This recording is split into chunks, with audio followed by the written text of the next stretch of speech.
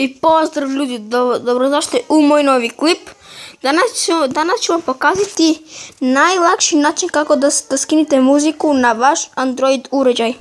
Znači, ovaj sajt se zove convert2mp3.net. Samo idete idete ovdje i na primjer pišite samo vašu muziku. Na primjer mi ćemo skinuti na primjer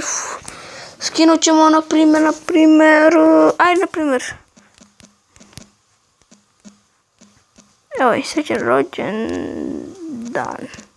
Na primjer, ovo samo ukucate i kliknite ovdje i ovdje idete, pošto meni telefon nije na srpski jezik, nego mi je na njemački, ali vidite, samo ovdje idete, tu na desno i opet ovdje, pored mp3 pa dole jedna i evo vidite. Da počnem to, tako.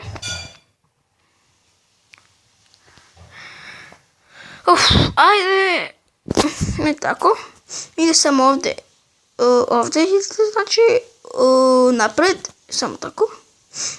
I da se skinete startuje, skidanje da krene.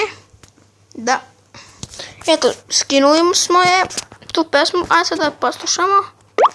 Nećemo da dobijemo copyright, nema veze, nećemo da dobijemo copyright, ali skinuli smo i ljudi, to bi bilo to to bi bilo to ljudi sad za ovaj video.